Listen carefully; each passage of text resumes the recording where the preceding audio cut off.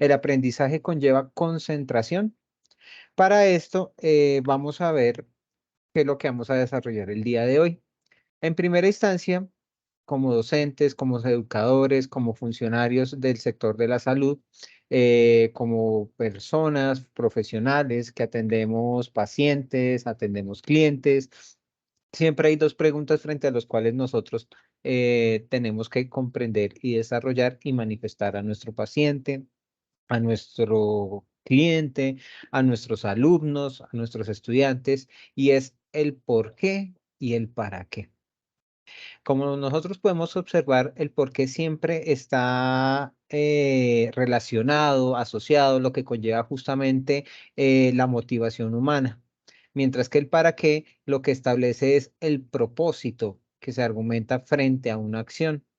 Lo que permite, en otras cosas, es que nos podamos proyectar hacia un futuro.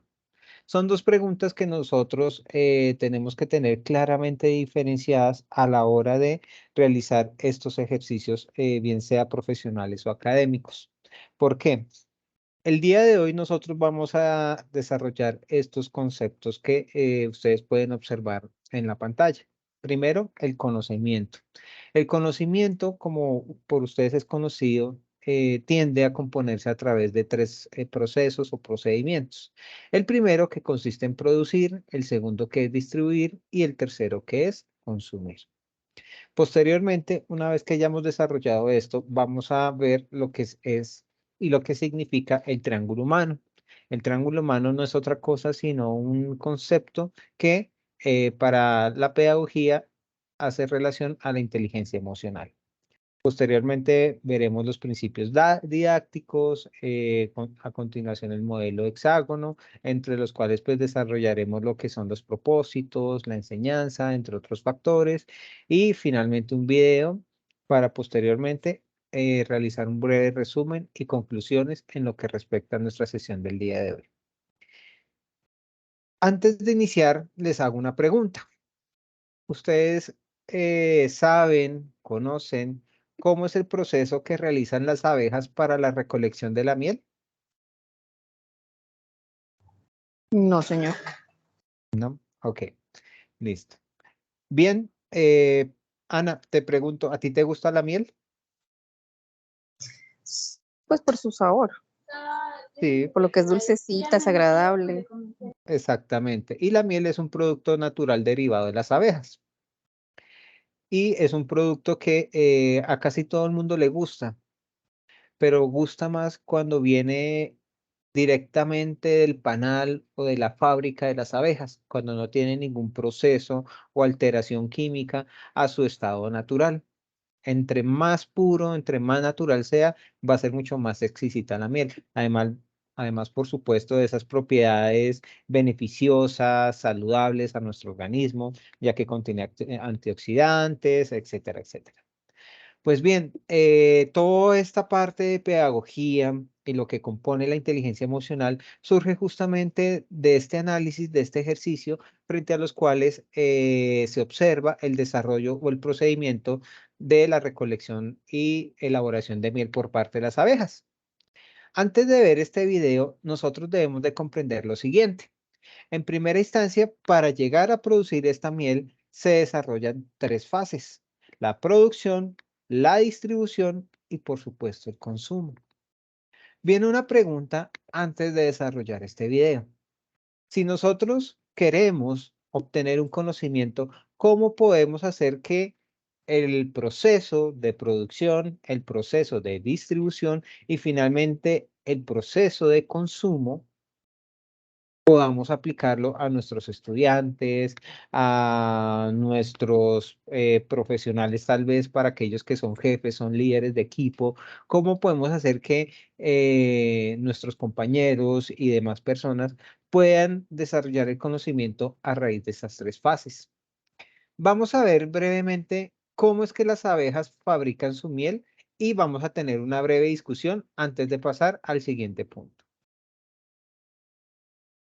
Permítame un segundo porque aquí tengo que hacer algo más.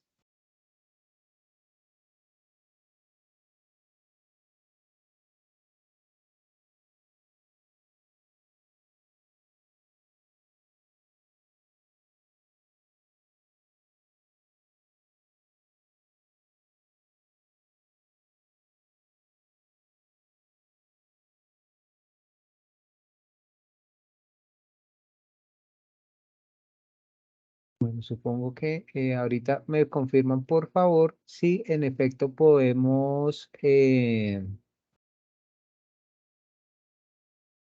escuchar el video.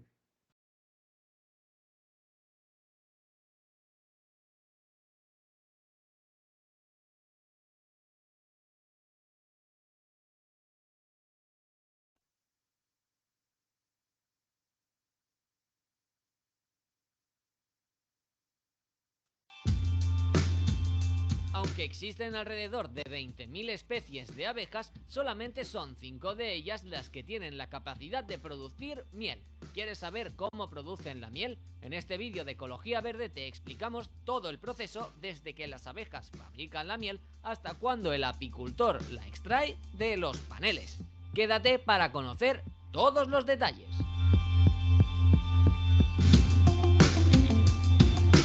1. Van en búsqueda de néctar.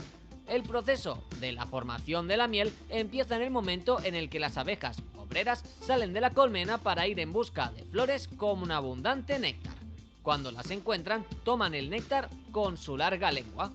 Es importante destacar aquí que el néctar es un líquido con azúcares que segregan las plantas con el objetivo de atraer a insectos como las abejas para que éstas las polinicen.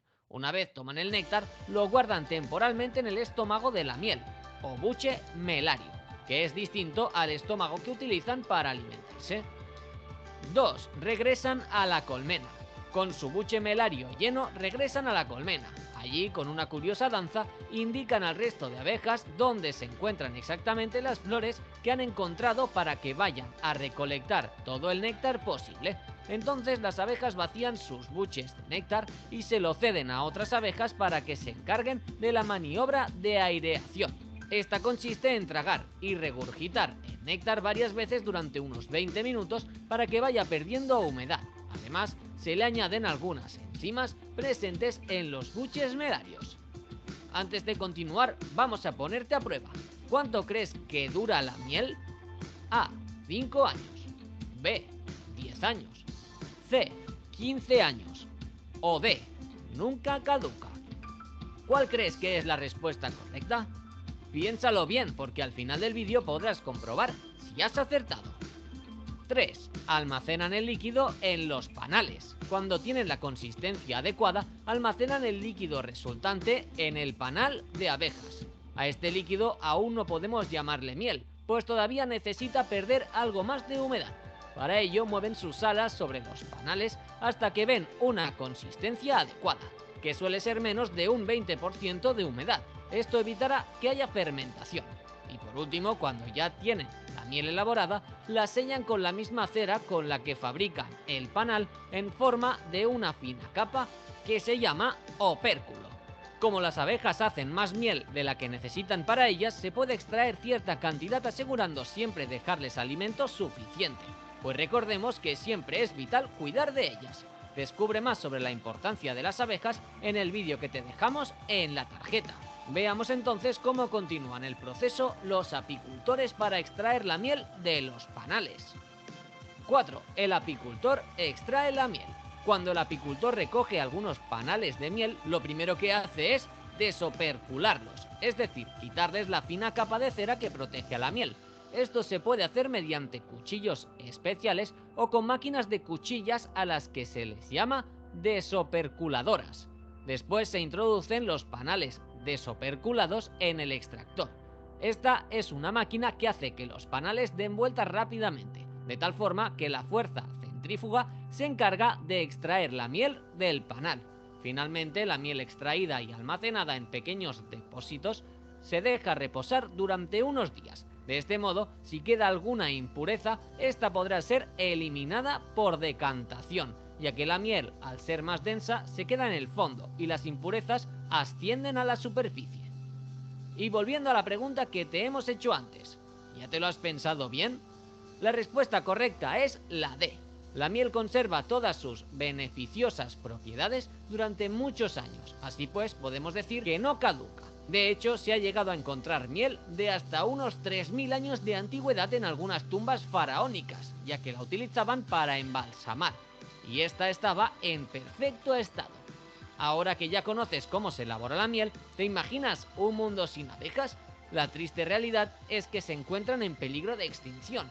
En el vídeo de la tarjeta te explicamos cuáles son las causas y cómo ayudar a evitar su extinción. Cuéntanos qué dato te ha parecido más curioso. Hasta la próxima, ecologistas.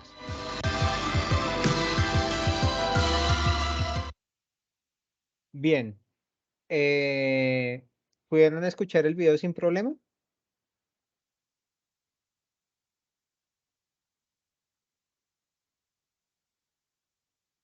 Sí, todo bien. Bueno, pues como pudieron observar, el conocimiento en la producción de miel tiene unas fases y esas fases es lo que les estaba comentando. Primero, antes de llegar a esa fase completa de la consumación de la miel, pues tiene que haber un proceso justamente de producción, distribución, hasta llegar al consumo y posteriormente o subsecuentemente hay otra serie de procesos. Venía la pregunta, ¿cómo podemos trasladar todos estos procesos hacia nuestros estudiantes, para aquellos que son académicos? Para eso es necesario profundizar o especificar un poco más la pregunta. ¿Cómo podemos hacer que el estudiante o nuestro estudiante no simplemente se quede con lo que nosotros le queremos ilustrar, con lo que le queremos mostrar, sino que vaya más allá? Es decir, que no simplemente tenga el conocimiento, lo comprenda, lo memorice, presentó el examen y lo aprobó, sino que pueda hacer algo más allá de eso con la adquisición técnico-científica o intelectual. ¿Sí?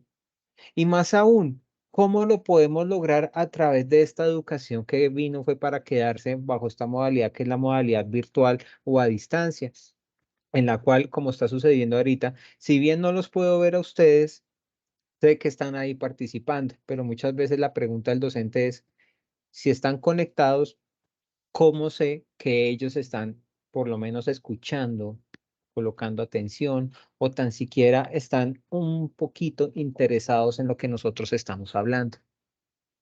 Pues bien, para esto, el día de hoy vamos a hablar de dos aspectos. Uno es el desarrollo de la inteligencia emocional. Y segundo, nosotros tenemos que estar listos para capacitar a estos estudiantes, a estos alumnos, a que tienen que enfrentarse a una realidad que ya no es antigua, que ya no es moderna, sino que ya es una edad posmoderna y que por ende ya es una realidad social contemporánea. Ustedes me dirán, sí, en efecto, nosotros tenemos que concientizar a nuestros alumnos, pero si yo les hago una pregunta, y perdón, les pregunto, ¿cuántos de ustedes son docentes? Ya, Yo, profe. ok, Yo también. ok. Les pregunto, ¿quién me comentó primero? Ana, Ana, cuéntame, ¿qué materias dictas? geometría. Geometría, una materia importantísima, ¿cierto? Sí, señor, dentro de las cosas básicas para aprender a defenderse prácticamente en el entorno, aprender a conocer medidas Muy bien, y y entonces si yo, elementos.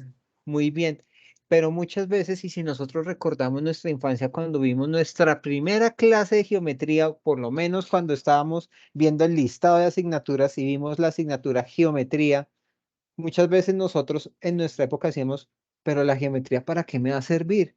Yo finalmente quiero ser músico, o quiero ser economista, o quiero ser abogado, o inclusive siendo matemático uno dice, ¿para qué me puede servir la geometría?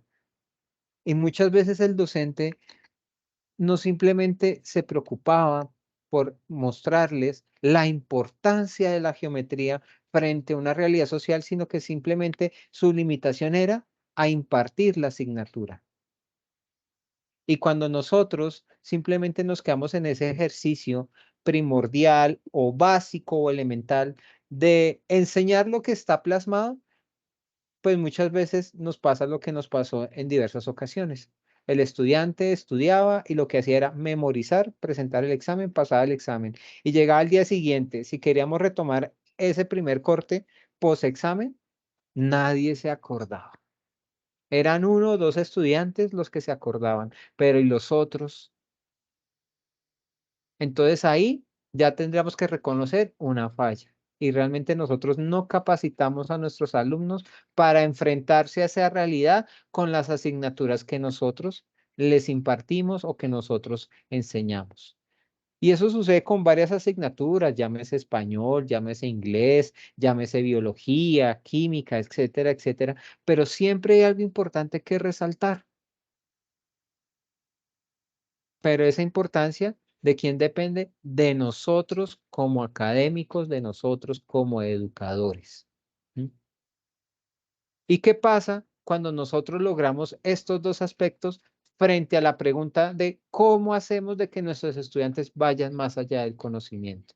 Pues el resultado, miren lo que comentamos acá en esta diapositiva. En primer lugar, los estudiantes van a encontrar una estabilidad emocional. ¿Estabilidad emocional qué significa? Que van a estar felices, que va a haber una satisfacción, primero, por lo que están aprendiendo, pero también va a haber una satisfacción porque les va a servir de algo. Cuando ustedes se inscribieron a estos programas de posgrado con nosotros, lo primero es que ustedes se motivaron más allá de que sí, van a lograr un ascenso, una mejor estabilidad económica, que ese es el ideal, nadie lo va a negar, pero también ustedes dirán, yo quiero conocer para qué me va a servir esto, me interesa conocerlo porque me va a fortalecer unas competencias que ya venía acarreando, pero que necesito fortalecerlas, valga la redundancia.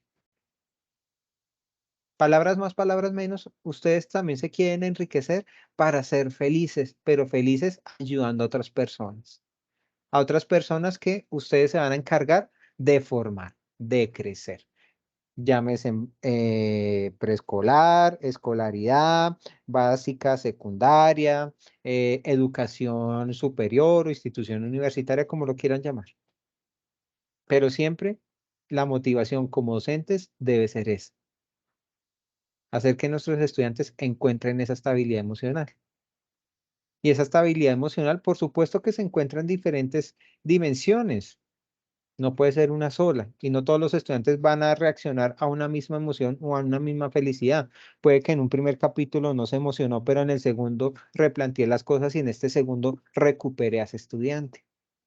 Pero más allá de eso, es que ustedes también se motiven a que el estudiante no se quede ahí, sino que amplifique, que vaya más allá, bien sea a través de un proceso de investigación, de un proyecto social, pero que todos sus estudiantes puedan sobresalir. Y esto es lo que se llama el reto de la amplificación de habilidades.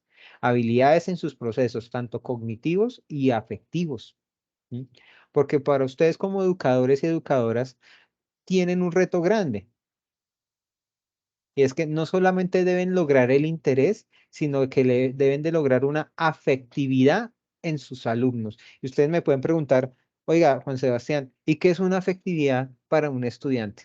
Ya lo vamos a ver, vamos a ir por partes. En primer lugar, les quiero presentar lo que se denomina el triángulo humano.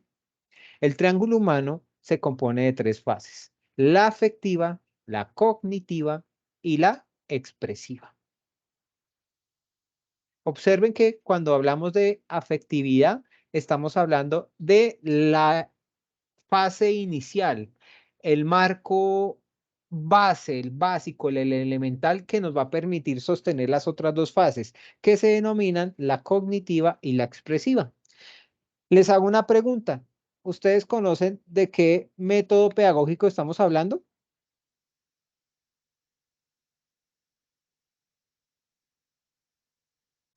Perdón, profe, ¿se está mostrando algo? Yo no logro ver la diapositiva que está mostrando. Ay, me confirman por favor si es nuestra compañera para que de pronto revise el internet o son todos los que le está pasando. Yo sí la veo. Sí, sí, de pronto Dicen no la veo. todavía las Soy yo. preguntas, ¿no? ya la pasé, estoy en el triángulo humano. Ah, no, no, entonces no. Entonces, permítanme, voy a apagar la cámara a ver si es que eso está ralentizando la conexión. A ver, Ahora sí permítanme. se ve. Ahora sí, ¿la pueden ver? Ya cambió. Sí, señor. Ah, bueno, listo, sí. Entonces la cámara es la que está ralentizando. Si es que desde ayer la plataforma de Teams en general ha venido molestando, pero bueno, menos mal que por lo menos no significa que no hayan soluciones. Entonces, como le venía diciendo, el triángulo humano es una herramienta que nos va a apoyar para estos procesos que van a permitir amplificar nuestras metas frente a nuestros estudiantes. Les hacía la pregunta, ¿saben de qué estrategia pedagógica les quiero comentar el día de hoy? Yo no lo sé, profesor, y menos porque yo no soy docente, yo soy terapeuta ocupacional. Qué bien, Entonces, perfecto. pues yo no tengo, digamos, sé de algunos estilos pedagógicos, de algunas metodologías, pero como tal, una implementación pedagógica como un docente, no tengo ese conocimiento previo. Perfecto, gracias. Y este método te va a servir inclusive para tus pacientes en el momento en que tú quieras alcanzar algo más allá del tratamiento que tú quieras con ellos. Y docentes, ¿sí conocen? Pedagogía conceptual, profe. Muy bien, la pedagogía conceptual. La pedagogía conceptual es un método que si bien ya lleva varios años trabajándose, desarrollándose, implementándose, es una estrategia que ha funcionado en el entendido de que lo que busca es una sola cosa. Y lo va a decir en esta frase. Menos es más. Vuelvo y repito. Menos es más. Y ustedes me se estarán preguntando, ¿cómo así que menos es más? A lo largo de esta charla, y es una charla realmente porque se darán cuenta que vamos a estar interactuando, y eso es lo que me agrada de estos ejercicios, vamos a estar respondiendo a la pregunta o comprendiendo por lo menos la frase, porque menos es más. Vamos con la base elemental de este triángulo, la fase afectiva. Cuando nosotros desarrollamos nuestros contenidos curriculares, usualmente siempre tenemos una palabra para comenzar a desarrollar ese contenido curricular. Introducción, lo cual no está mal. Pero cuando hablamos de introducción, usualmente nosotros partimos con conceptos básicos, con las nociones, pero muchas veces suceden varias cosas. O nos quedamos en las nociones o no desarrollamos un ejercicio completo en la cual establezcamos nociones y a raíz de dos nociones podamos establecer proposiciones, que eso es fundamental. O lo segundo, simplemente establecemos una introducción en aras de seguir un contenido curricular, más no de contextualizar a nuestro alumno. Pero cuando nosotros queremos contextualizar, también sucede una cosa y nos quedamos en esa parte de la introducción, la contextualización. La parte afectiva o parte introductoria de nuestros contenidos programáticos deben de tener un objetivo claro. En ese primer módulo, lo que nosotros debemos de hacer es de incentivar, motivar o despertar la curiosidad de nuestros estudiantes. Cuando nosotros despertamos esa curiosidad, esas ganas, ese hambre de conocimiento, lo que estamos haciendo es despertando el interés de nuestros estudiantes en los temas que nosotros queremos desarrollar. Cuando nosotros recibimos un paciente o cuando nosotros estamos en otra área, recibimos nuestro cliente, nosotros lo que queremos es enamorar a nuestro cliente con nuestro producto, con nuestro servicio. Ustedes lo pueden observar cuando van a comprar un carro, cuando van a comprar un televisor, cuando están en esa cadena de supermercados, lo primero que está es el funcionario. Sin importar qué es lo que ustedes quieran, lo que quieren es enamorarlo de esa marca. Y lo vemos más claro cuando compramos un carro. Cuando nosotros entramos a un concesionario, miren, a la persona no le interesa cómo está vestida usted, ni si es hombre, si es mujer, si es bajito, si es gordito. Lo que le interesa es que finalmente usted deposite una plata. Ese es el objetivo. Pero no le va a decir, oiga, cómpreme un carro ya. Si llegara así, lo primero que hace cualquier cliente, incluso me incluyo, me asusto o me quieren robar o este señor es muy intenso, o es tóxico, me daña mi karma, mi ambiente, lo que sea, y me voy. El vendedor es más estratégico. Lo primero que hace es se porta bien, les hace un saludo, que hace casi que una venia, comienza a interesarse qué lo trae por acá, no le dice en qué carro está, en qué le puedo servir, en qué está interesado, cómo lo puedo asesorar. Hace unas preguntas muy estratégicas que despiertan el interés en nosotros como clientes. Esas mismas preguntas son las que nosotros muchas veces obviamos cuando estamos frente a nuestros estudiantes o frente a nuestros pacientes. Si hablamos en términos de salud, perdón, cuando estamos hablando en el área de la salud, muchas veces ustedes van al médico y el médico los saluda, muy buenos días, ¿cómo está? La formalidad del protocolo que se requiere para eso. El médico, al verlo usted decaído, pálido, sin ánimo, sin ganas, el médico no le dice, usted tiene esto, esto, esto, esto, esto. El médico empieza con una pregunta general. ¿Qué le pasa? ¿O qué tiene? ¿O qué siente? ¿Por qué? Lo que está haciendo el médico es abrir una puerta frente a la cual se va a contextualizar, de tal manera que usted pueda ser lo más honesto posible para que en la medida lo que le pueda formular el médico sea lo más certero posible.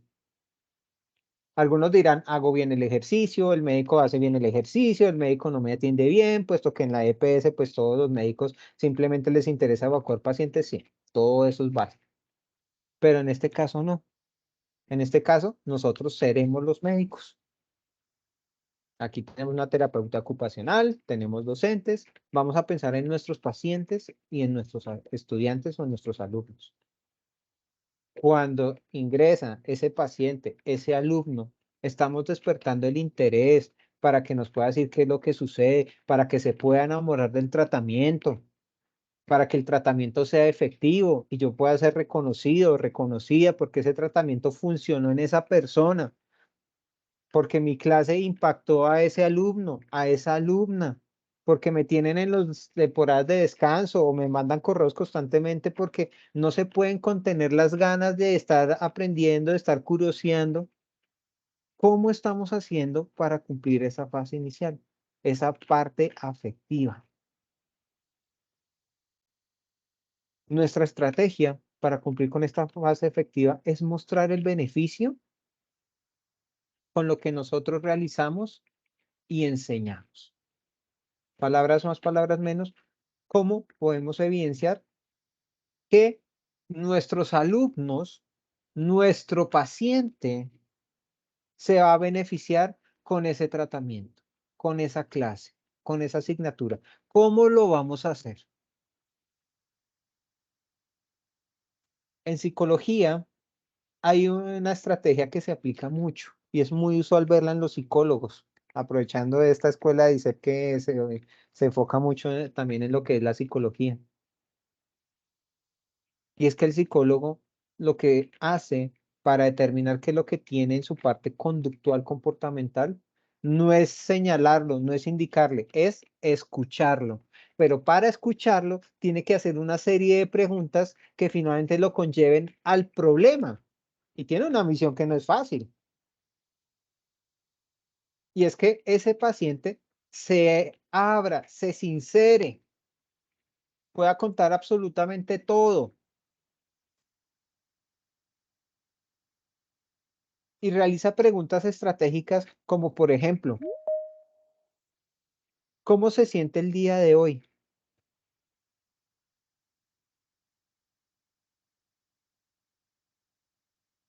Puede formular otra pregunta. ¿Lo que sintió hoy lo sintió la semana pasada?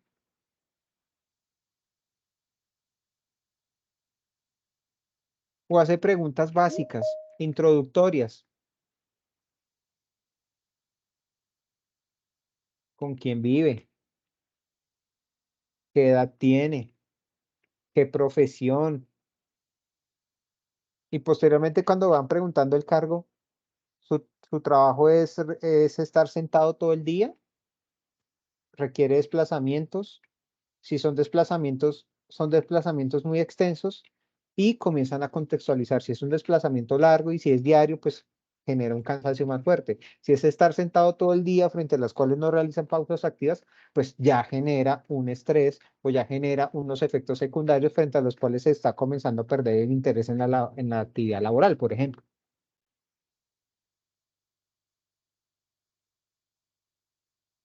¿Cómo nosotros estamos realizando esa parte introductoria frente al paciente? ¿Cómo lo recibimos? Frente a nuestros estudiantes, ¿cómo los recibimos en ese primer día de clase? Más allá de la actividad, más allá del dinamismo, ¿cómo despertamos ese interés o esa curiosidad en que quiera conocer lo que nosotros, como consultores, como médicos, como terapeutas, como docentes, queremos ofrecerle? ¿Cómo vamos a hacer que ellos se enamoren de nuestro servicio? Posteriormente, dentro de este triángulo humano viene otra fase, que es la cognitiva. Para llegar a la fase cognitiva, por supuesto, nosotros tenemos que despertar esa curiosidad en nuestros estudiantes. Porque cuando despertamos esa curiosidad en nuestros estudiantes, nosotros ya podemos estar seguros de que podemos iniciar una fase que es el acceso a la información. Un acceso a la información que va a estar interesada y no desinteresada. Porque nuestros estudiantes ya les mostramos a través de la fase afectiva que nuestras asignaturas, que nuestro tratamiento les va a servir. Va a obtener estos beneficios. ¿Que va a ser fácil, que va a ser difícil? Por supuesto, todo tiene sus obstáculos. Pero nosotros tenemos que comenzar a comprender que más allá de obstáculos son oportunidades de mejora. Y que más allá de problemas son oportunidades de mejora. Y que nosotros, al ser los primeros formadores, curadores, van a tener un apoyo constante en que esto va a salir bastante positivo o va a salir satisfactorio. Esa es la importancia de la fase afectiva y se va a conectar con la fase cognitiva.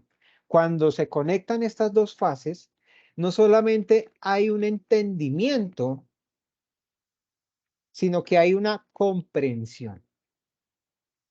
Es decir, nosotros ya nos estamos alistando para que el estudiante no aprenda, sino para que el estudiante aprenda con H intermedia. Es lo que se llama el proceso de aprendizaje.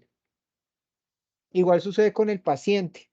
Al paciente toca enseñarle en qué consiste el tratamiento y qué debe realizar para que el tratamiento sea efectivo. Y qué vamos a hacer para asegurarnos de que ese paciente, cuando está en casa, va a realizar los ejercicios que nosotros le hagamos y no dependa de nosotros al 100%. Y para eso es clave el aprendizaje con H intermedia. ¿Se comprende o profes comprenden la diferencia entre aprendizaje y aprendizaje?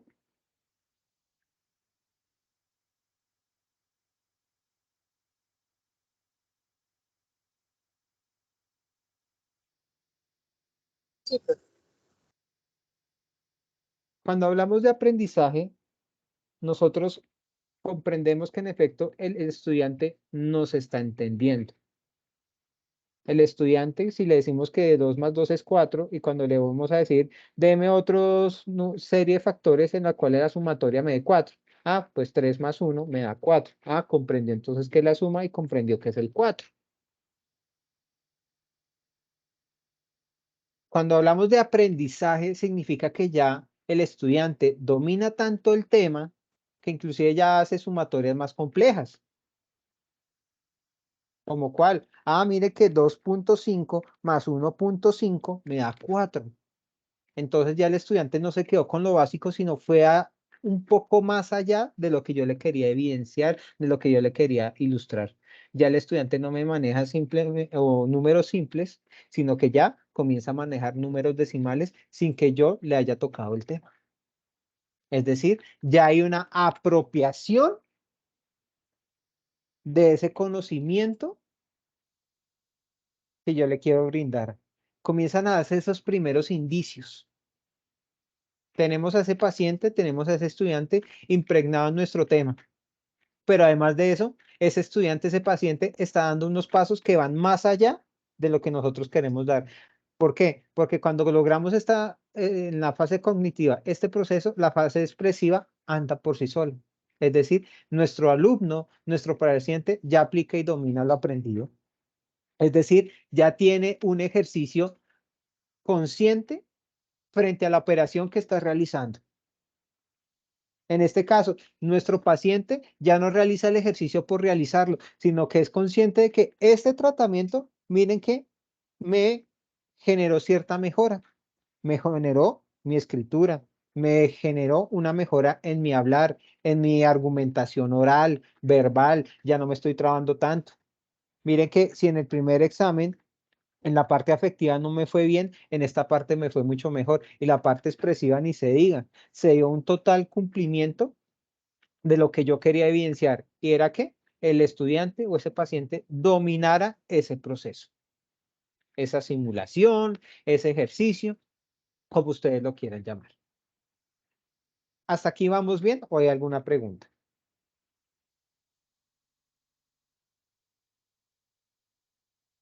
Para mí, claro. Perfecto, muchas gracias. Bien, tenemos nuestro primer principio y este es un principio de uno de este caso en Colombia. Yo me encuentro en la ciudad de Bogotá.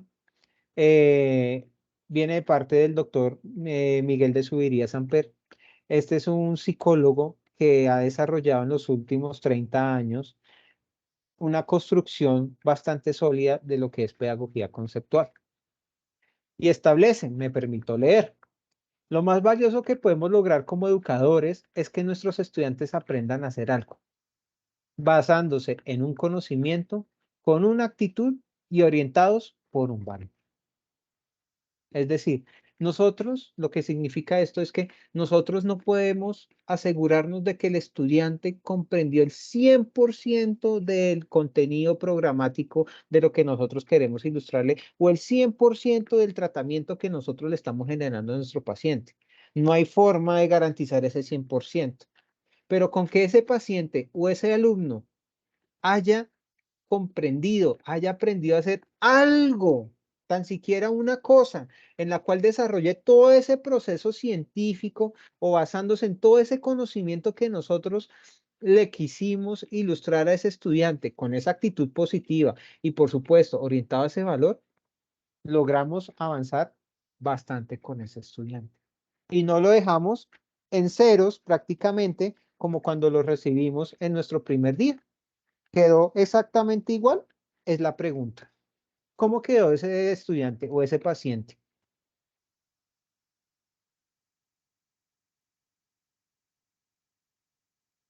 Muchas veces nosotros como educadores o como terapeutas estamos presionados porque la institución nos dice, todos los estudiantes tienen que aprobar.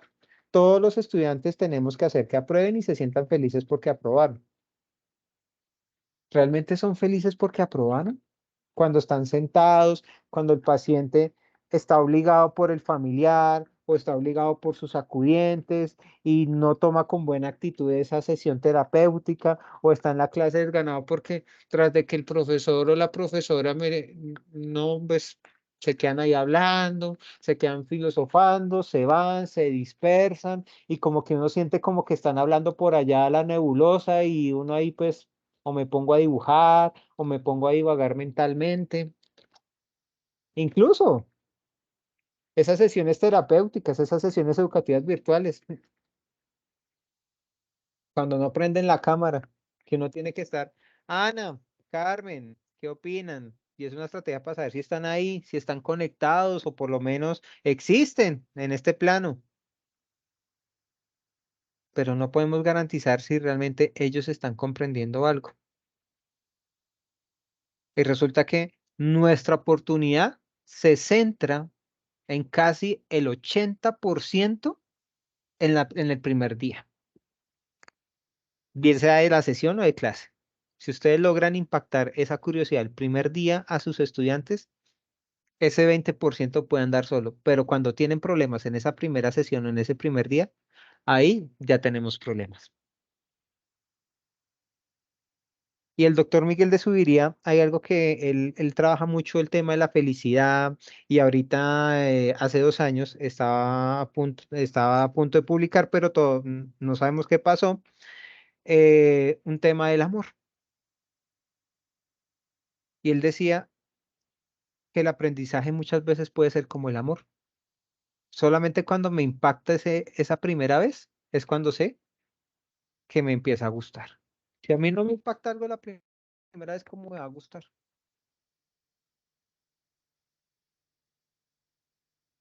Ya lo tienen que eh, reforzar, ya tienen que estar ahí como en ese acompañamiento, en esa secuencia, y relaciona mucho eso con los ejemplos que hemos dado. Cuando ustedes deciden comprar un objeto, un computador, un celular, muchas veces me impactó, ¿no? El color. No, es que a mí me gusta ese color. No me interesa el celular, quiero por ese color. No, que el celular no, es que tiene estos audífonos, quiero los audífonos y por eso compro el celular. Hay algo que los impacta y que muchas veces despierta ese interés más allá de lo que ustedes esperaban. Y es esa primera vez. Y Miguel de Subiría lo aplica muy bien. Y a través de ese ejercicio en el cual pues comienza a hablar del amor, lo trae mucho al proceso educativo. Tenemos la oportunidad de despertar esa curiosidad, haciendo que los estudiantes se enamoren de nosotros, no como personas, sino de nosotros como docentes o como terapeutas. Y cuando logramos ese 80% en esa primera sesión, Miguel de Subiría dice, mire, ustedes lograron algo que no lograron los demás. Y es que de ahí en adelante aprendieron no algo, sino aprendieron a hacer algo, es decir, a expresar, a materializar el conocimiento a través de un procedimiento técnico científico. Es decir, el paciente no aprendió a hacer la sesión del terapeuta de memoria, sino aprendió en base al gusto por realizar el ejercicio. Y aquí ustedes como educadores, como terapeutas, pueden comenzar a evidenciar que realmente la motivación sí genera un cambio. No solamente actitudinal y comportamental, sino que genera un cambio para un resultado a futuro.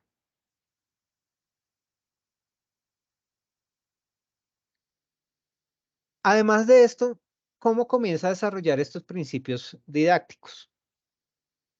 En primer lugar, cuando estamos hablando de aprender a hacer algo, es que el estudiante, el paciente, tiene claro el propósito. Ese propósito lo tenemos que estar inculcando en esos 3 niveles: afectivo, cognitivo y expresivo.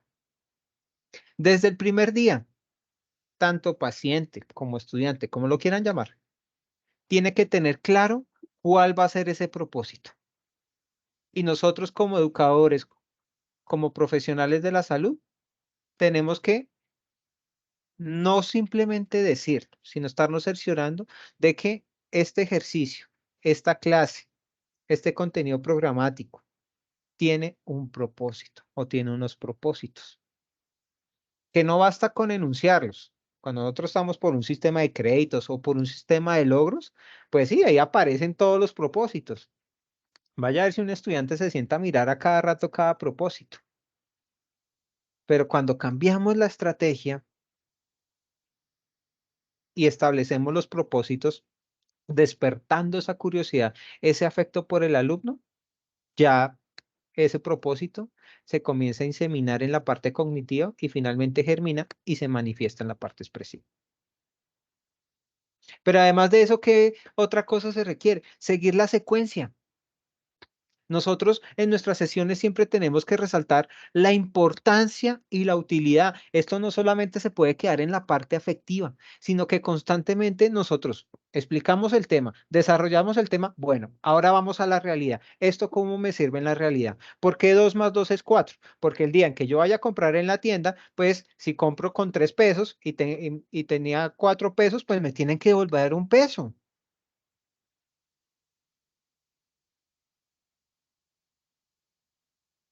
Es que hasta en los ángulos, en la parte de geometría. Miren, yo que me especializo, me enfoco mucho en las ciencias sociales, pues yo no esperaba que en mi propia casa tuviera que medir para montar una base, taladrar, montar un televisor, un LCD y que me quedara derecho. Tengo que conocer cómo son los ángulos, tengo que aprender a medir, tengo que aprender a defenderme, a utilizar qué es una regla, a utilizar una calculadora, aprender cuánto es un metro, cuántos son 100 centímetros. Todo conocimiento no debe ser simplemente conocer por conocer, sino que frente a eso nosotros tenemos que resaltar esa importancia, esa utilidad. Tenemos que consignarlo, impregnarlo en nuestras enseñanzas, en nuestras sesiones. Tenemos que generar problemas en la vida real para que ellos estén en la capacidad de solucionarlos. Y muchas veces no simplemente con el examen de, bueno, si tenemos álgebra de Baldor y podemos decir que la sumatoria infinita, sí, eso es importante, pero la sumatoria infinita, ¿cómo lo traigo a la realidad? ¿Cómo puedo hacer que esa sumatoria infinita, cómo puedo hacer que el número infinito, ese que es un 8 horizontal, me va a aplicar para la vida? Eso es lo que tenemos que preguntarnos. Todo esto, ¿cómo lo voy a plasmar? ¿Cómo lo voy a replantear para generarles problemas reales a los estudiantes y que ellos o a los pacientes y que ellos estén en la capacidad de generar esas soluciones? Aquí nuestra terapeuta nos puede decir, es que el tratamiento no siempre es efectivo al 100% del terapeuta. Tiene que haber una parte y bastante relevante por parte del paciente, ¿o me equivoco? La terapeuta no sé quién es, perdón. ¿Cómo te llamas?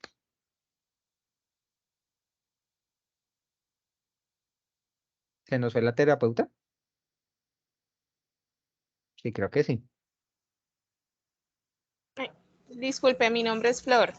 Hola, ¿Ahora Flor, sí me ¿cómo escucha? estás? Sí, sí, te escucho. Bien. Dime, más o menos. Sí, lo que usted dice es verdad, o sea, de lo que de pronto le pasa a uno cuando trabaja con un usuario es como el 50-50. O sea, yo a veces les pongo ejemplos muy básicos. Por ejemplo, si estoy trabajando mano.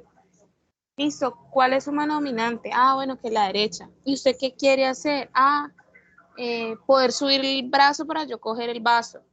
Y a veces les pongo cosas muy simples que me quedan mirando como que en serio se me va a poner a limpiar una ventana, por ejemplo, o limpiar la mesa.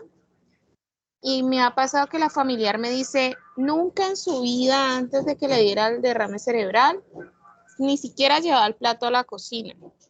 Y entonces uno a veces entra en ese choque de Claro. que le busca cosas muy cotidianas, simples, pequeñas, pero significativas, que cuando uno se las plantea para ellos es horrible. Entonces, a veces O puede uno ser, tiene o que pueden empezar plantearlo todo el como innecesario, tiempo. ¿cierto?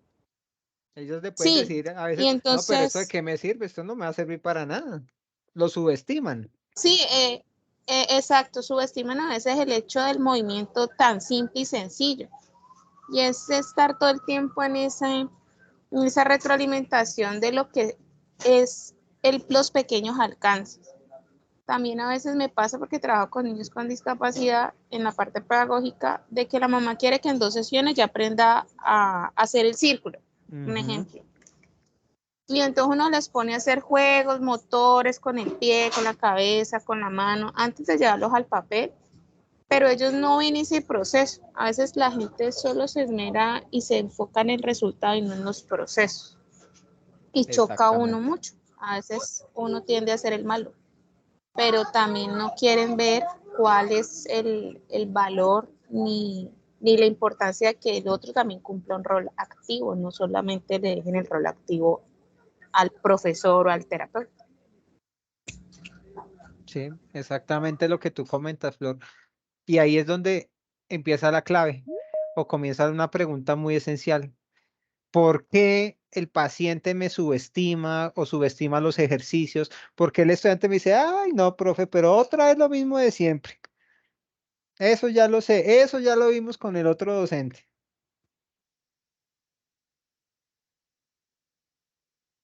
Por eso es clave la primera sesión que nosotros tengamos con nuestros estudiantes, con nuestros pacientes. No es mostrar por mostrar, no es enseñar el primer día por enseñar, es que nosotros tenemos esa puerta, por eso se le llama primera fase, por eso es como la parte introductoria de la asignatura. ¿Cómo vamos a despertar la curiosidad? Y cuando nosotros vemos a esos pacientes, a esos alumnos, no solamente como pacientes y como alumnos, sino como una oportunidad para inculcar un propósito, de ahí en adelante todo comienza a cambiar. El paciente te comienza a tener confianza, comienza a decir, doctora Flor, mire que la extrañé, la pensé, yo estaba esperando que llegara esta cita, porque mire que he comenzado a sentirme mejor, pero quería que intentáramos otra cosa un poco más compleja. Ya ni siquiera son ustedes como terapeutas o como docentes, sino ya es a la inversa. El estudiante o el paciente comienza a retarlos a ustedes, a que les coloquen cosas más complejas. Entonces, miren que la parte afectiva cognitiva expresiva, ni siquiera la parte expresiva se completa por allá al cierre del semestre, por allá al cierre del año. La parte expresiva se puede completar o se puede llegar frente a un tema, la parte expresiva, en cualquier momento. ¿Pero por qué? Porque ustedes tuvieron éxito despertando ese interés, esa curiosidad. Miguel de Subiría define eso como el primer paso hacia la felicidad. Y la felicidad, ¿cómo la define en términos pedagógicos, Miguel de Subiría? En la satisfacción de que me gusta o en la satisfacción de que lo que estoy aprendiendo me sirve, me encanta. Yo sé que me van a decir, pero es que no se lo podemos aplicar a todos. Yo lo sé, yo he trabajado con 60, 80 estudiantes al tiempo, estuve con 3 días de seminario completo manejando 180 personas ya de diversas profesiones y el reto de decir, bueno, tengo 180 personas en un auditorio, ¿qué tengo que hacer para pararme ahí y que no comiencen a hacer esto? Desafortunadamente, pues no prendo la cámara porque ralentizo eso, pero comienzo a hablar por celular. En este momento, si tengo la cámara apagada, puedo aprovechar de distraerme, puedo contestarle a mi esposo, a mi esposa, a mi novia, sí, ya estoy, espérate que estoy en clase. Y tengo el micrófono apagado. El profesor no se da cuenta, pero cuando estamos en ese auditorio, ¿cómo logro enamorar 180 personas, 200 personas? Tengo 3 días apenas y tengo que hablar 3, 4 horas. Entonces el reto se hace más fuerte porque a las 2 horas ya están cansados. ¿Cómo hacer para que esas personas, 180 personas, tomen un break de media hora y vuelvan las mismas 180 y ya no quede con un auditorio de 50? O que para ya el tercer día ya el auditorio de 180 esté en 10.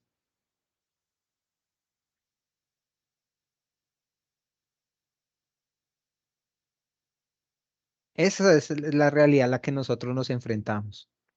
Y más hoy en día, que creo que ustedes también han visto ese reto, hoy el paciente es más quisquilloso, es más mimado, es más consentido que en otras épocas. Ustedes dirán, pero yo cuando iba al médico, pues yo no le generaba tanto problema y ahora el paciente sí, que porque no, que porque hace esto, que porque esto. Por lo menos en mi caso, mi médico me dice, tómese esto, haga estos ejercicios. Ah, bueno, listo.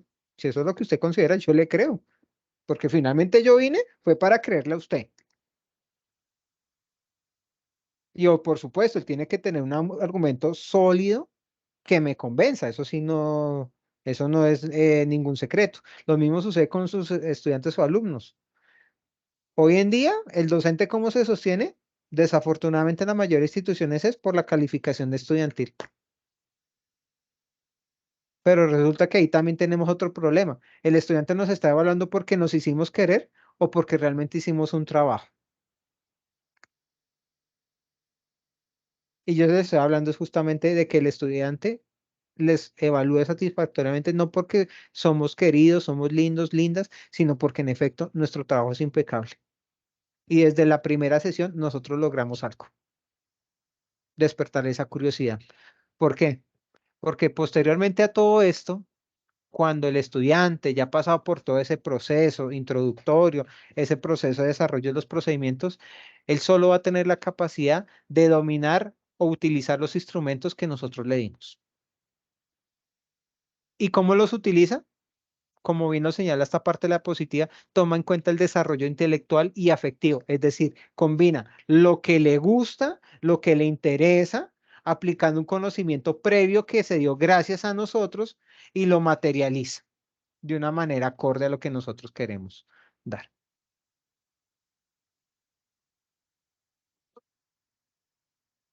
Aquí les traje un libro, este es un enlace en el cual ustedes pueden encontrar esta primera parte de lo que es pedagogía conceptual, que se denomina Una puerta al futuro de la educación del director Miguel de Zuviría.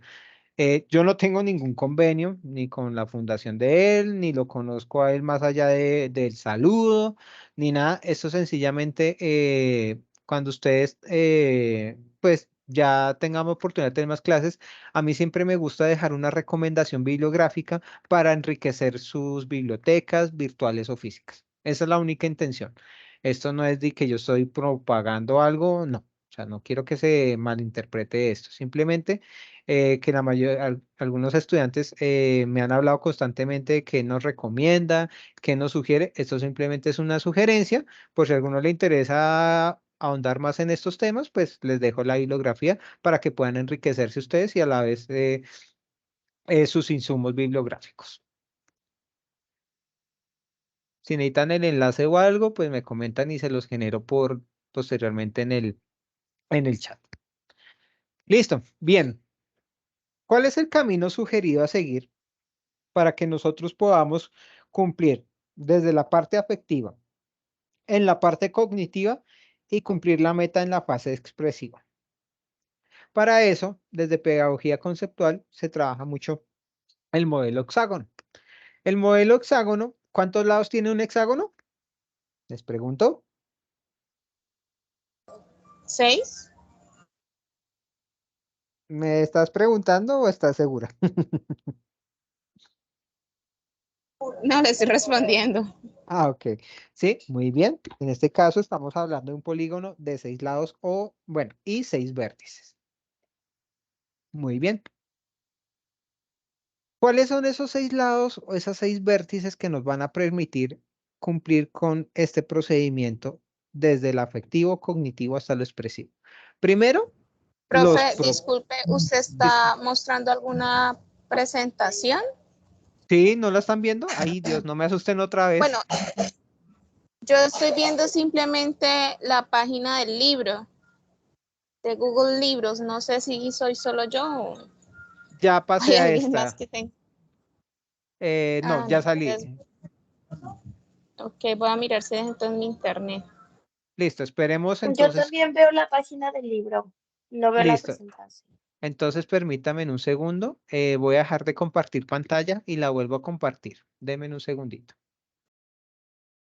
No pasa nada. Gracias por el aviso. Vamos a volverla a compartir sin ningún inconveniente. ¿Me confirman cuando puedan ver la pantalla, por favor? Ahora sí ya veo la que dice modelo hexágono. Exactamente, ahí vamos. Sí, cuando suceda esto, tranquilas, siéntanse en total confianza. Esto es para colaborarles y que esta charla, que desafortunadamente es corta, apenas es un par de horitas, pues sea lo más enriquecedora, lo más motivadora posible para ustedes. Bueno. Ya solventando todos estos problemas tecnológicos que, como se pueden dar cuenta, nadie es ajeno a esto, y a estos problemas, pues también es importante la forma como nosotros improvisamos, cómo aprovechamos esto como para generar un pequeño diálogo con nuestros alumnos, etcétera, etcétera. Estos espacios, inclusive de la educación virtual, nos permite conocer que en efecto los estudiantes están interesados, porque si no fuera así, pues uno sigue de largo. Y listo, pues acabó, pues sí, respondieron una que otra pregunta.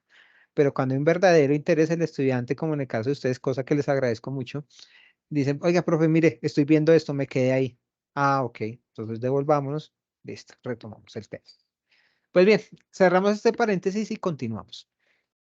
En este caso, el modelo del hexágono parte del primer lado o el primer vértice, los propósitos.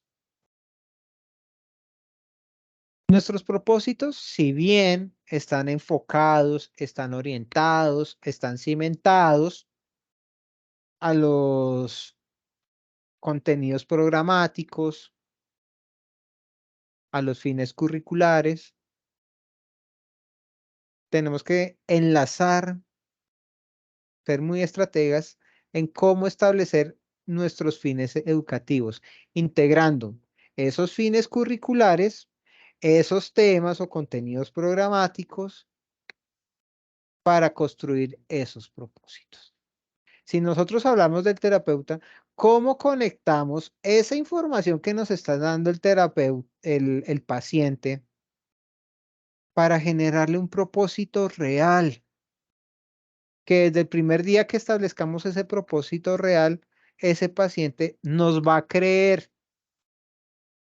Porque así como nos creen nuestros alumnos y nuestros pacientes, hay situaciones en que no nos pueden creer. Inclusive si nosotros volvemos a la compra del carro, podrá ser el mejor vendedor, pero si ese día el vendedor se descachó, dijo, es por decir una marca, es Mazda y resultaba que era Audi, ya para mí, ya dice, oiga, pues este como que, o qué pasó acá, o se la fumó verde, o se descachó, descoordinó, pero confundió marcas. ¿Mm? Igual sucede en los procesos de aprendizaje. Tenemos que ser muy estratégicos en cómo vamos a establecer esos propósitos, alineándolo a esos fines curriculares que nos entrega la institución educativa o la institución de rehabilitación en la cual nosotros estemos. El segundo lado del hexágono son las enseñanzas y es algo que ya hemos tocado minutos atrás. Nosotros tenemos la habilidad y la capacidad para aprender, para enseñar, perdón. Pero muchas veces nosotros nos podemos quedar en el común denominador en que nosotros sí somos educadores, somos terapeutas, ambos tienen la función de enseñar, porque tanto paciente como estudiante aprende, pero no nos cercioramos de si el estudiante, ese paciente, no solamente aprendió, sino aprehendió, es decir, dominó el tema, dominó la sesión. Y un claro ejemplo, el cual nos comentaba este psicólogo español muy famoso, Antonio Manzanero, nos comenta que la memoria es un álbum fotográfico en el cual nosotros tenemos ese álbum fotográfico que son nuestros recuerdos. Y nuestros recuerdos no tienden a traicionar. ¿Por qué? Si yo les coloco un recuerdo o les hago pensar en un recuerdo de cuando ustedes eran pequeñitos, pónganle 5 o 6 años, les puedo decir, recuerden su juguete favorito. Una muñeca, un muñeco, un balón, unos colores, un juego de cocina, lo que sea.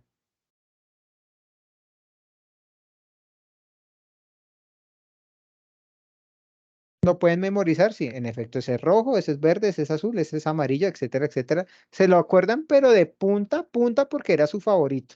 Ahora les digo, imagínense o acuérdense de un segundo juguete cualquiera que ustedes hayan tenido en esa misma edad. Ah, pues yo tenía como una patineta, pero, oiga, esa patineta era azul, pero ¿qué azul, qué tono era? No, pues ese era como un azul celeste, era un azul rey, y son dos colores totalmente diferentes. Tenía un antideslizante, pero es que la patineta era como delgada y ahora la veo como gruesa. Tenía unas llantas como de goma como amarillas, pero acá era como un amarillo chillón, y ahí es donde comienzan a cambiar el recuerdo. Igual sucede con la memoria de sus alumnos y con la de sus pacientes. No es enseñar para memorizar. La memoria es traicionera. Igual sucede en este caso con los abogados hoy en día.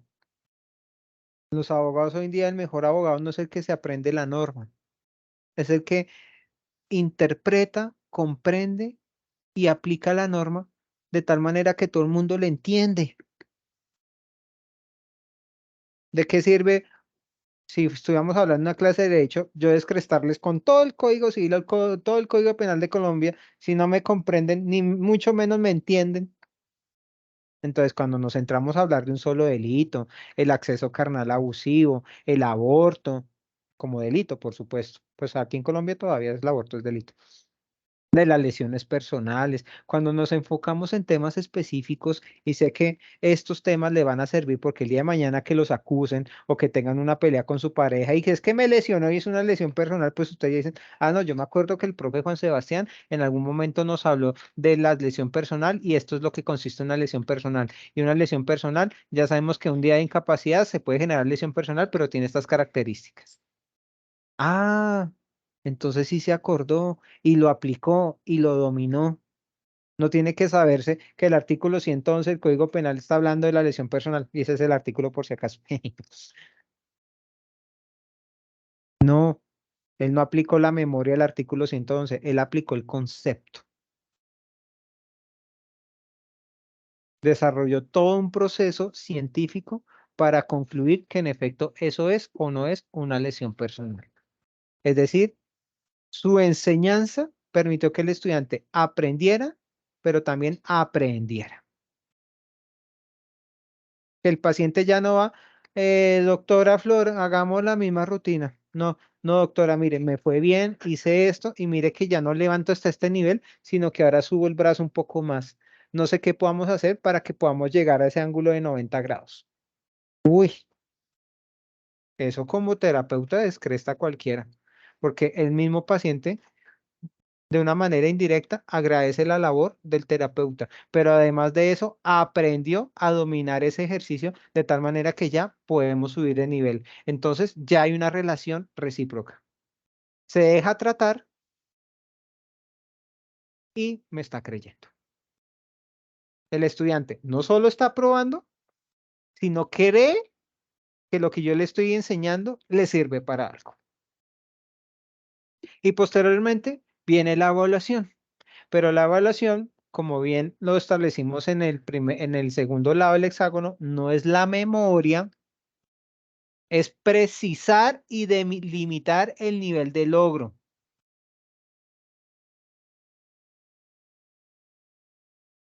Es decir, yo ya generé toda una contextualización de ese logro, ahora lo vamos a aterrizar frente a este problema real.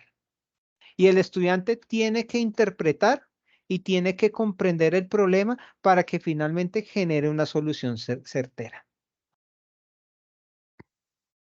Esa es la evaluación. Ese es el resultado real que les va a permitir a ustedes identificar que en efecto el estudiante conoce, domina el tema. ¿Preguntas de memoria? Pues sí, uno estudia la noche anterior y así como el que ha estudiado toda la vida, como el que ha estudiado la noche anterior frente a un examen de memoria, pasan. Pero cuando estamos hablando de interpretar y comprender, ya la cosa ya cambia, porque ya requiere una preparación más prolongada, más dinámica, pero más sólida, que le va a permitir al estudiante explotar sus capacidades, sus competencias para llegar a ese logro que le quiero ilustrar frente a ese problema. Palabras más, palabras menos, la evaluación nos va a servir para precisar y operacionalizar los propósitos y las enseñanzas. No es simplemente evaluar, es operacionalizar. Es decir, que el estudiante realice el ejercicio interpretando, analizando un problema. ¿Y cuáles serían las otras tres partes de ese hexágono?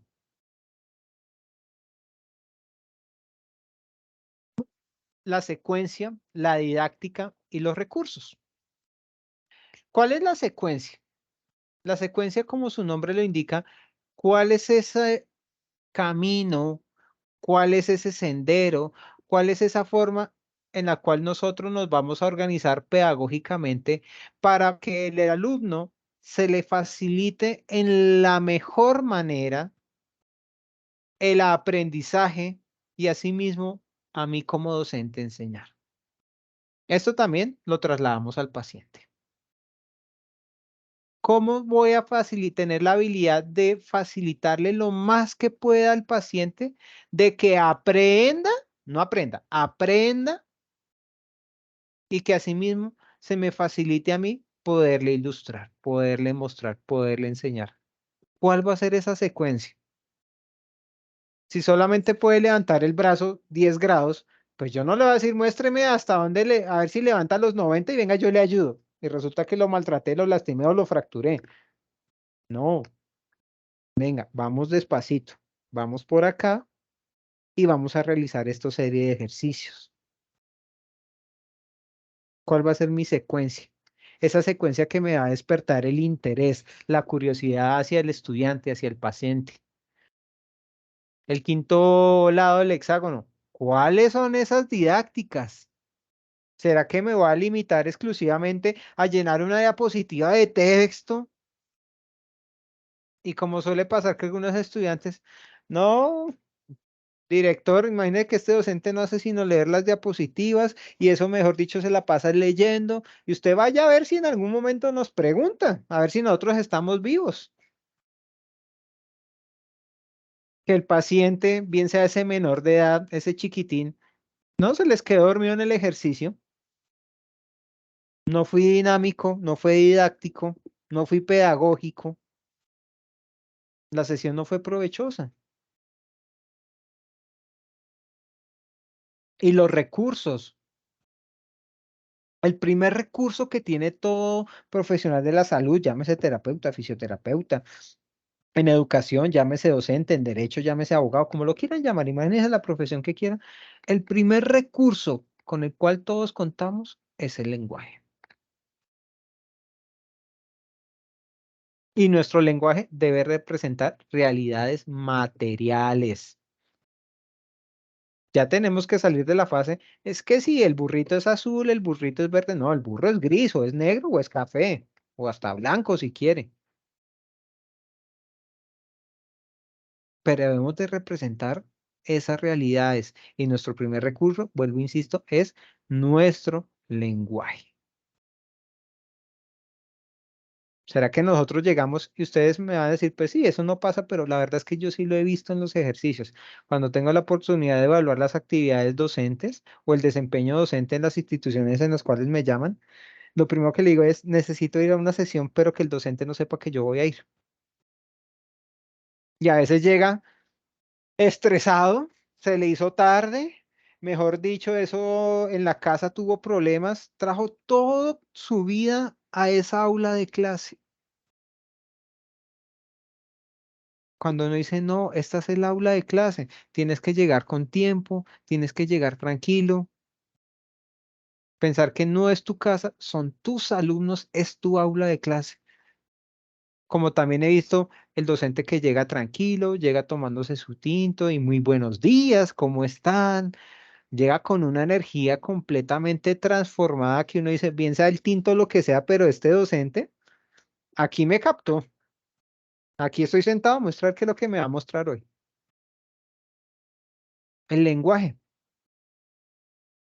Y ese momento, ese minuto cero con el cual ustedes ingresan,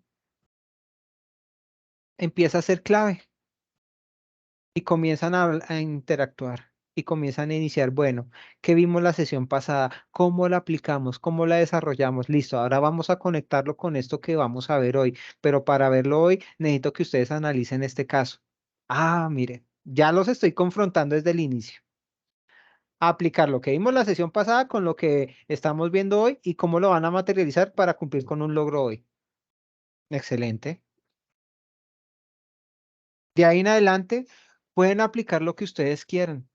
Videos como el que yo les ilustré. Yo creo que cuando hablaron de estrategias pedagógicas, siendo honestos, ¿a alguno de ustedes se les ocurrió que íbamos a iniciar hablando de las abejas? ¿A alguno de ustedes se le pasó por la cabeza eso que vi el docente iba a iniciar hablando de las abejas? No. ¿Cierto? Yo creo que nadie se lo esperaba. Y eso es lo que ustedes tienen que lograr en sus estudiantes, en sus pacientes. Hacer que cuando ellos entren, reciban lo que menos esperaban, pero eso que menos esperaban sea algo positivo, no de que, no, pues No me esperaba que me atendiera así de mal o con esa rigidez con que siempre me atienden. No. Lo digo en sentido positivo. Usted diga, uy, no. Hoy la profesora, hoy la terapeuta, no sé qué pasó, pero llegó diferente. No, no es que haya llegado diferente. Es que su recurso fue diferente. Su lenguaje fue diferente.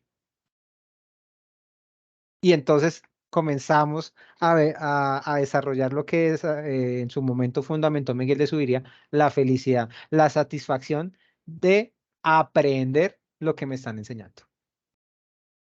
¿Hasta aquí hay alguna duda, alguna pregunta o vamos bien?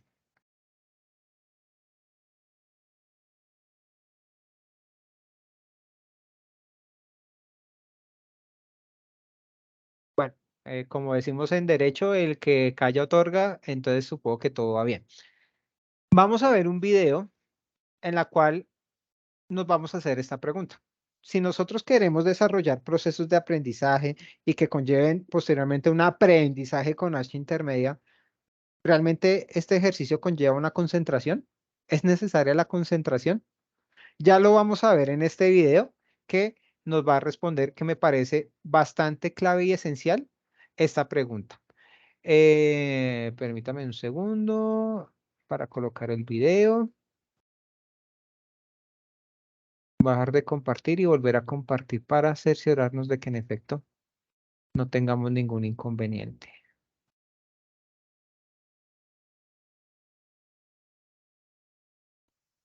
Bueno, me confirman o si no pueden escuchar el video, también por favor me informan. Y ya voy a agrandar la pantalla para que lo vean completo.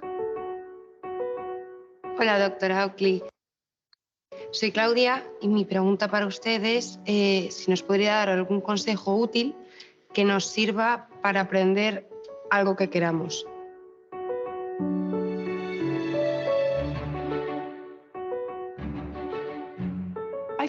Me parece que mucha gente no es consciente, puesto que es un descubrimiento muy reciente de la neurociencia, de que nuestros cerebros poseen dos redes completamente diferentes. Aquí hay una red y aquí hay otra, y son muy distintas. Una es la red que utilizamos cuando nos estamos concentrando en algo, y la otra es la que utilizamos cuando no nos estamos concentrando en nada de nada. Cuando estamos en la ducha o dando un paseo, nos surgen pensamientos, pero no están centrados en nada en concreto y no los estamos dirigiendo. Cuando estás aprendiendo algo, a menudo vas alternando entre la red de concentración y otra red más difusa y relajada. Muchas veces la gente cree que solo aprendes algo si estás concentrado. Pero eso no es cierto. Cuando te relajas o piensas en otra cosa distinta, el cerebro trabaja también en segundo plano en lo que estabas pensando. Tú no te das cuenta, pero lo hace. Y luego cuando vuelves al primer tema, de repente todo cobra sentido. Así que mi primer consejo para aprender bien es ser consciente de que si no puedes resolver algo que te resulta muy difícil la primera vez que te enfrentas a ello, no pasa absolutamente nada. De hecho, es normal que eso ocurra. Sí, hay gente que se pone y resuelve las cosas enseguida. Pero si tienes que alternar entre concentración, descanso, concentración otra vez, en cierto modo, estás adquiriendo el conocimiento de una manera más profunda. Por lo que puede ser beneficioso tener lo que llamo un cerebro de senderista. Llegas a la meta, pero tardas mucho más que una persona con un cerebro de coche de carreras. Yo creo que hay que aprender que el aprendizaje a menudo conlleva concentración, pero también descanso o hacer otra cosa. Ese es un buen consejo para aprender. Otro consejo sería la técnica Pomodoro. Doy un curso de Aprender a Aprender que tiene 2,5 millones de alumnos registrados en estos momentos. Es uno de los mayores cursos en línea de todo el mundo. Así que me da la oportunidad de hablar con estudiantes de todo el mundo. Y su problema número uno a la hora de aprender es la procrastinación. No me apetece aprender esto ahora mismo.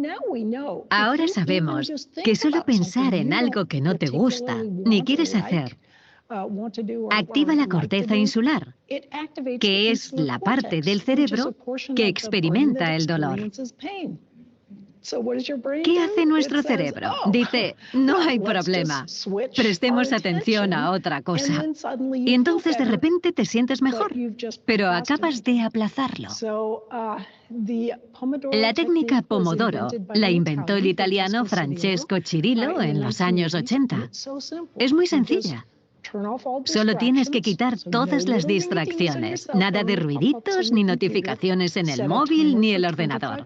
Pones un temporizador de 25 minutos y te concentras todo lo que puedas durante esos 25 minutos, siendo consciente de que tu mente puede divagar, ¿vale?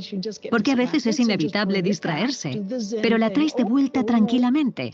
Por ahí no, voy a concentrarme de nuevo. Y luego, cuando hayan pasado los 25 minutos, te das un premio. El premio puede ser escuchar tu canción favorita, tomarte un café, levantarte y moverte un poco, jugar un rato a un videojuego. Si te resulta difícil volver, pon un cronómetro para el descanso. Esta técnica, según me cuenta gente de todo el mundo, es muy popular y muy eficaz. La recomiendo encarecidamente.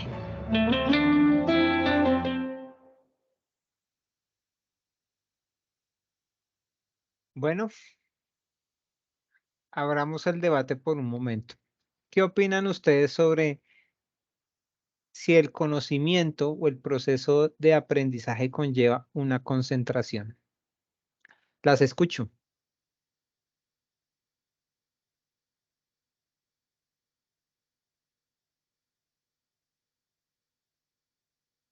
Pues si nos Yo paramos creo que no necesariamente. desde las A ver, funciones de la sí. atención, Flor, Ana y Carmen. Flor, te escuchamos. pues si nos paramos desde las funciones de la atención y tenemos en cuenta que la atención no es solamente prestar atención y ya, sino que hay varios tipos de atención y que todas trabajan de manera diferente y se activan o se inactivan de manera diferente, sí se aprende así uno no esté 100% enfocado en el tema que se esté trabajando. Ok, muy bien. Ana. Si estás hablando, estás con el micrófono apagado.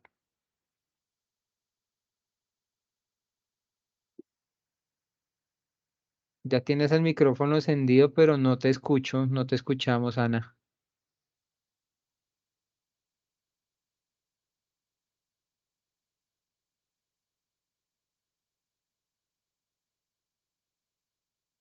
No, si quieres, salte y vuelve a entrar, no te preocupes, te esperamos, no hay problema. Para que puedas intervenir. Mientras tanto, Carmen. Yo creo que no necesariamente. O sea, supongo que sí hay aprendizajes que requieren de concentración, pero también creo que sobre todo cuando los niños son muy pequeños, que adquieren conocimiento y habilidades incluso sin saber que lo están haciendo. Entonces, no sé, creo que no siempre. Muy bien, tal cual. Pero entonces ahí viene el reto. Como bien lo señalaron ustedes, en efecto, el aprendizaje no siempre requiere una concentración, pero resulta que esa concentración muchas veces se puede obtener de otras maneras, de otras formas. Antes de tratar de llegar a una conclusión, Ana, no sé si ya te funciona el micrófono.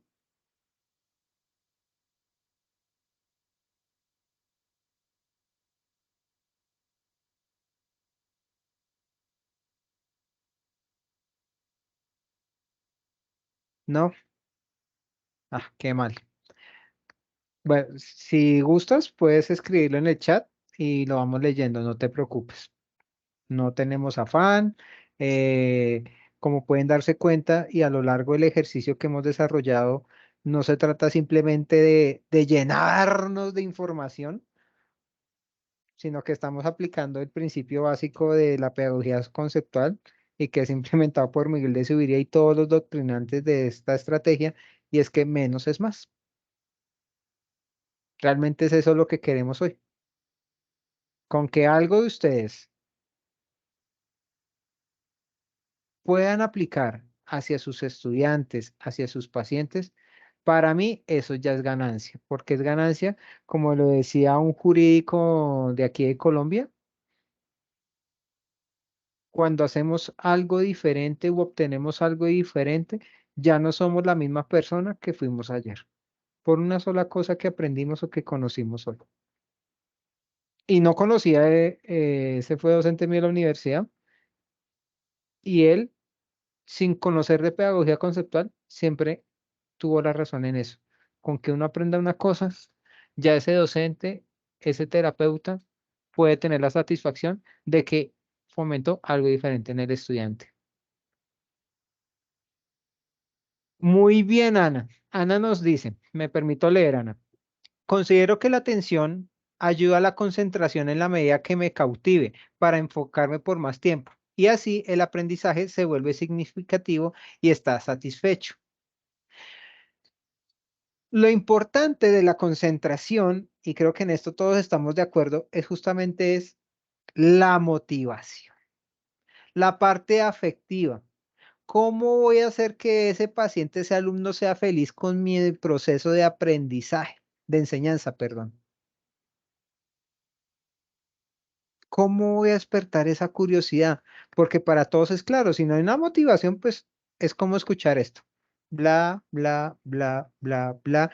Y nosotros estamos dispersos y nuestro docente, nuestro terapeuta está bla, bla, bla, bla. Es decir, nos ponemos, como bien lo señalaba la doctora en el video, estamos inmersos en un proceso automático que nos cuesta volver al ejercicio que estamos desarrollando. No hay una motivación. La concentración es importante, sí. Por eso en el ejercicio Ptolomeo es clave que generemos esos procesos de autodisciplina. Eso es totalmente válido. Pero también es la motivación, cómo influye, cómo es que facilita esos procesos de enseñanza y para el otro lado, cómo facilita los procesos de aprendizaje y aprendizaje. Y ahí es donde está la clave, la parte afectiva. Vamos a ver a continuación rápidamente un video donde el mismo doctor Miguel nos comenta unos temas que corresponden justamente a pedagogía conceptual. Y el doctor Miguel de Zuviría nos comenta, entre otras cosas, que el conocimiento no es otra cosa que el desarrollo de los talentos. El conocimiento no es otra cosa que el desarrollo de los talentos. Vamos a ver este video con el doctor Miguel. Respecto a la pedagogía conceptual, permítame en un segundo, me va a cerciorar nuevamente de que podamos escuchar el audio. Ya les estoy compartiendo pantalla nuevamente para que no vayamos a tener inconveniente en escucharlo con total atención. Esta postura de Miguel en este video parte de lo que interpretó uno de sus hijos, que es el doctor Alejandro de Zuviría, y quien en este momento el doctor Alejandro de Zuviría está implementando esto en zonas rurales circundantes a la ciudad de Bogotá, todo el tema de pedagogía conceptual. Entonces vamos a escucharlo brevemente.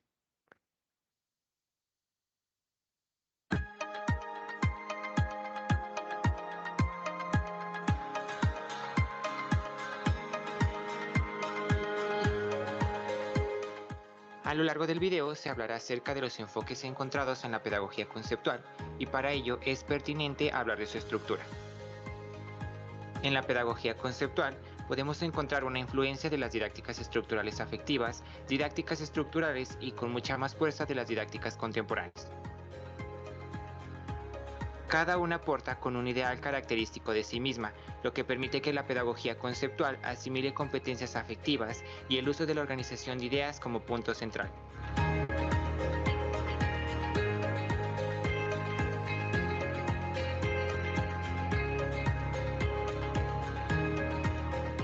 De las didácticas contemporáneas, la pedagogía conceptual toma principios como: las personas poseen estructuras mentales que se modifican a través del tiempo.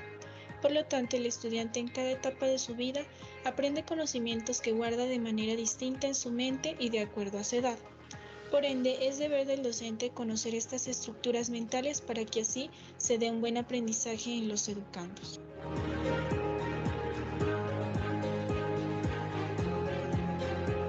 El segundo principio en el que se basa la pedagogía conceptual expone que el docente no solo debe enseñar conocimientos disciplinares a sus estudiantes, sino también desarrollar en ellos los talentos que cada uno posee.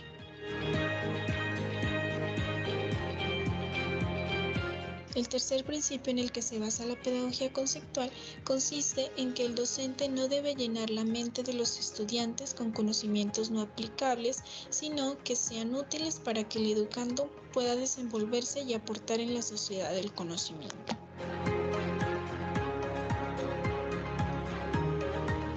Exponen que existen estadios de desarrollo intelectual, donde el niño aprende de forma distinta en cada uno de estos estadios, con la ayuda de diferentes herramientas para aprender, las cuales fueron nombradas por los pedagogos conceptuales como instrumentos de conocimiento, que pueden ser nociones, proposiciones, conceptos, precategorías y categorías.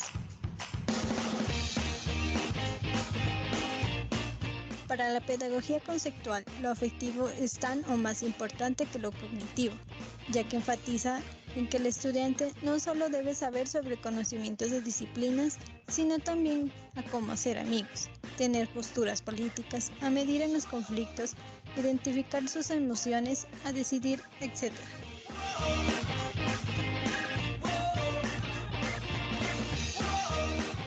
El ideal de ser humano que se propone formar la pedagogía conceptual se enfoca en el progreso de los países en vía de desarrollo.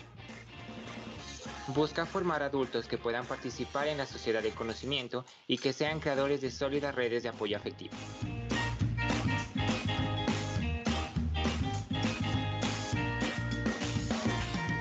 En la pedagogía conceptual se propone una meta a desarrollar, la cual es la de educar hombres y mujeres talentosos, amorosos y competentes en una sociedad que basa su productividad en el conocimiento.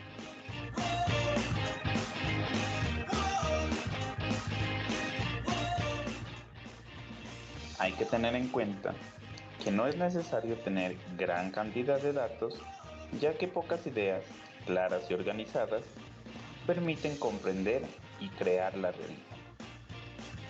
En este sentido, las disciplinas académicas, religiosas y artísticas son las bases fundamentales para construir conocimiento.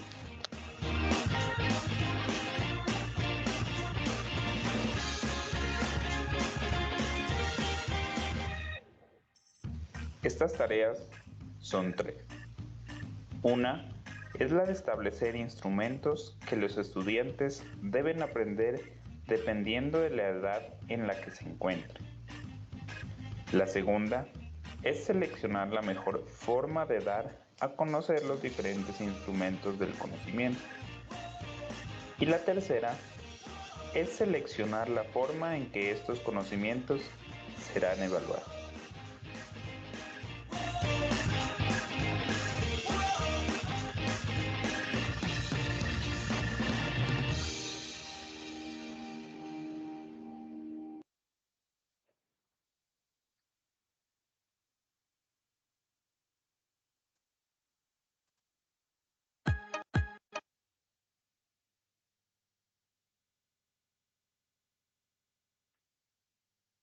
Listo.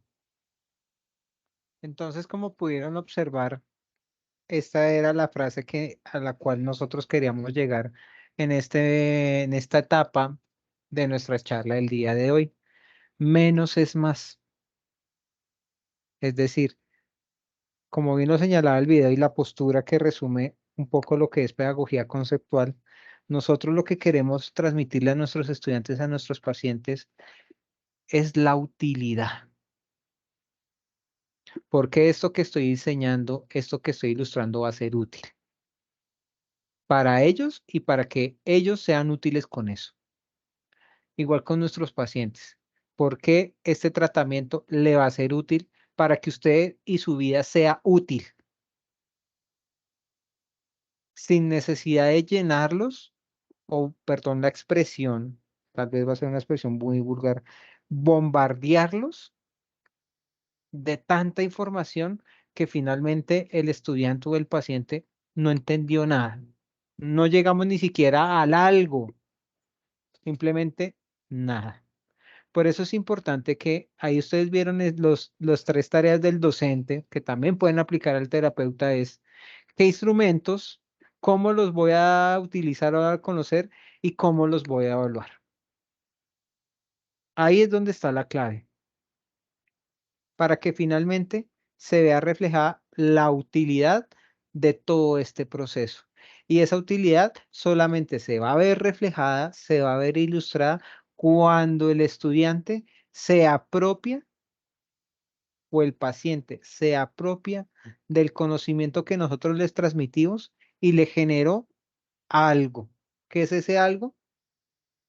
Un proyecto, un tratamiento exitoso, una mejora más allá de la esperada, cualquier cosa que ustedes se puedan imaginar. Pero eso también ¿de qué depende? De la proyección o de los propósitos que ustedes establezcan y que puedan vincular con los temas o los contenidos programáticos que ustedes vayan a inculcar.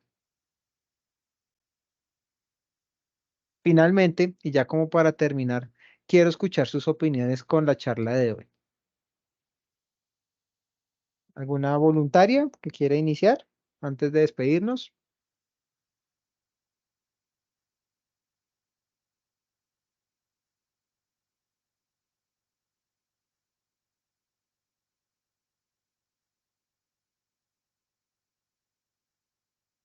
Ok, Ana nos está escribiendo.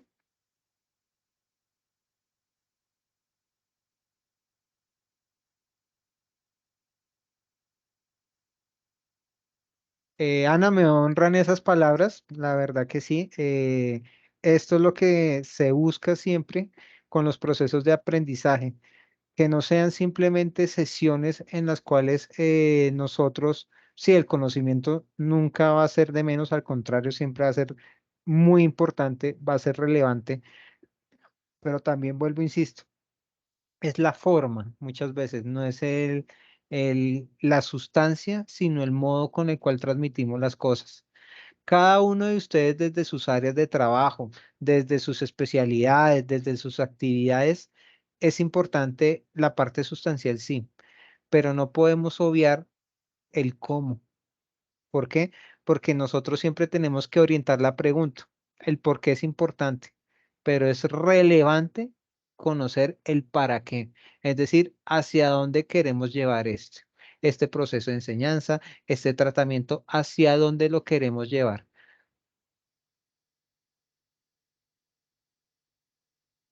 ¿Alguien más? ¿Algún comentario adicional? No, yo te agradezco a ti, Ana, por la atención, de verdad. No sé si Flor, Carmen, Diana. Yo concuerdo con Ana. Mucho más interesante que clases previas. Muchas gracias. Qué bueno, Carmen. No, a ustedes muchas gracias. Flor, creo que habías prendido el micrófono. Sí, profe. Pues no sé si las demás compañeras, bueno, con Diana Carolina sí, porque ella es amiga mía y con ella pues inicié esta maestría. Digamos que usted es de los pocos docentes que tiene ICEF que cautiva en su clase. porque la forma en que le presenta el tema, los recursos que usa realmente lo mantienen a uno conectado el tiempo. Y para mí, por ejemplo, este espacio con usted es muy corto a comparación de otras clases que a veces se hacen eternas, que uno no ve la hora que sean las 8 de la noche para desconectarse. Y pues el tema puntual de hoy, porque esta es la segunda vez que veo clase con usted, pues para mí, por ser nuevo, completamente nuevo, pues me cautivó el doble.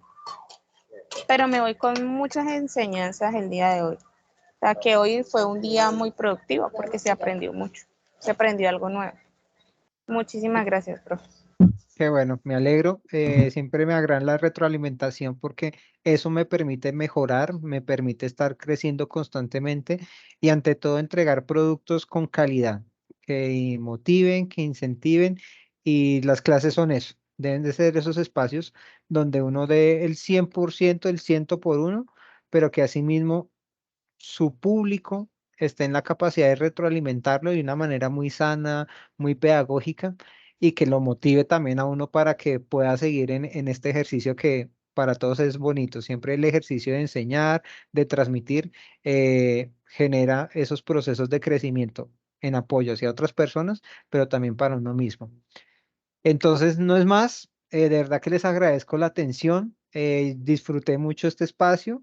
Ahorita también aproveché a que mis jefes me están escribiendo y dije, no, yo acá estoy gozoso, estoy disfrutando, pero sí, le dije que no, realmente el tiempo es muy corto, pero estoy seguro que nos veremos en otro momento. Les deseo ante todo un feliz fin de semana, que descansen, que Dios los bendiga y hasta la próxima será.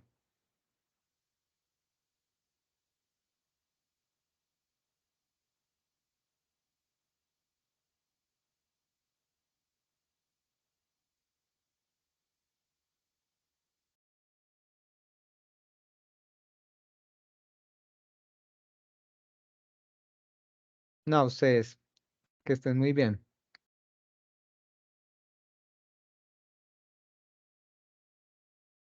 Hola Erika, ¿estás ahí? ¿O ya te fuiste?